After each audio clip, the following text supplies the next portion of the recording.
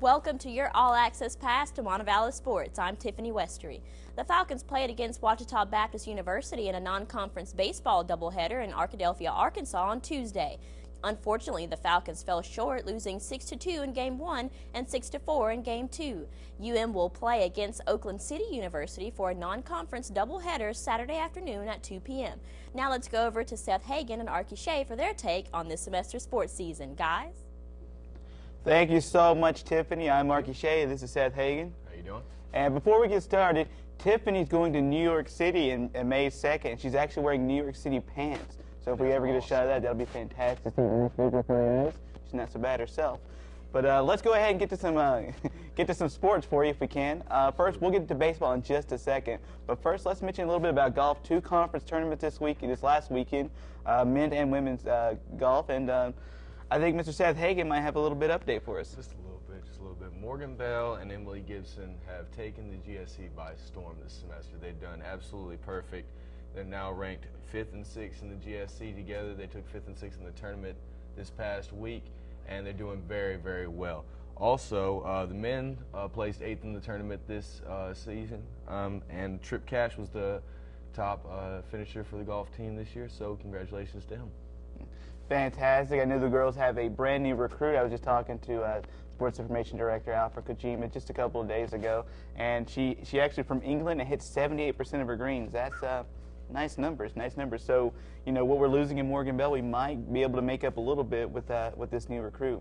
But let's now move on to baseball. And as you heard, the Falcons not had such a great week the last couple of weeks. They had a home series a couple of weekends ago, and ever since then they've been on the road. Went to Valdosta. We were off for that show, but they went to Valdosta. They lost 2 of 3, and then lost to Ouachita Baptist during this midweek series. And you know, the numbers can be deceiving. The team doesn't have the best record they can, but if you look at the record they have, you're going to throw out a number just about that, how deceiving it can be. But they're playing a lot of tough teams, Seth. They really are.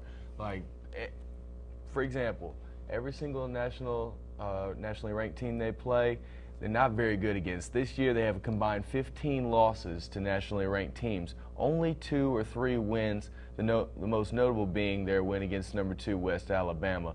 And with the playoffs coming up, they have to toughen up. They have to get up for these big games. If not, the season may be over. And even so, you're right. You're exactly right. Even so, with the scores you saw, they lost 6-4 to Ouachita Baptist. There was actually a game in there where the Falcons were up 4-2 going into the bottom of the 9th inning, wow, and got the bases loaded, a couple of bad plays, a couple of lucky plays from Ouachita Baptist, and then the next guy, bases loaded, jacks one off the property, and you lose a game 6-4. So you have a team that's good. You have a team that can compete, like we said all season, a senior-laden team. But you got to find a way. The team was walking on eggshells pretty much the entire series, and they guaranteed themselves a shot at the conference tournament May 3rd through the 7th. And tune in Internet Radio for that.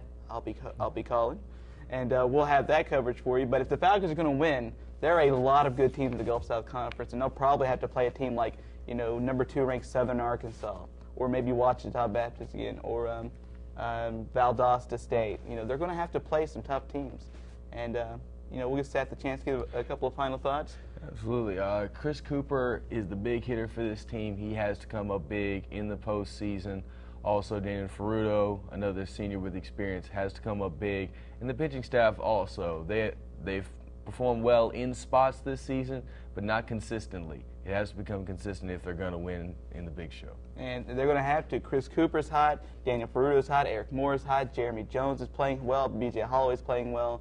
And, you know, if they're going to do it, May 3rd through the 7th, there's time to do it. If they don't win the conference, they're probably not going to go to regionals. And before we get out of here, I know Seth has some women's tennis for you. Yes, the women's tennis team finished their season just last week, losing their final match 8-1. They lost their last 3 matches of the season 8-1. But there are some bright spots. Freshman Rachel Hartley was named to the first team GSC. That was certainly unprecedented because we have 2 seniors on the team and they didn't make it, one because of injury and one we don't really know. But Rachel Hartley has made vast improvement this season, and really looking forward to what she's going to do next season. Also, 5 of the 7 players are returning, so they should be pretty strong next year. The sports for this semester that we have watched where you've had the basketball team be up and down, the girls and men's. You've seen the tennis team be up and down, the golf team doing the women's team doing well, the men's sort of up and down. And baseball, they're going to lose 12 of their seniors. They're going to have a brand new recruiting class under Coach John Jarnigan.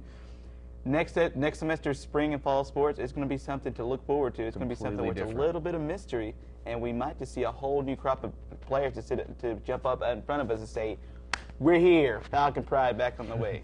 Sounds exciting. All right, we're going to go back to Tiffany. This is it for us. I'm Marky Shea. I'm Seth Hagan. And we'll see you next time. That's all for our show today. This is the last edition of Falcon Fever this semester, so we'd like to thank all of our viewers for their support and wish all the MassCom seniors good luck. Have a terrific summer, and thanks for tuning in to Falcon Fever.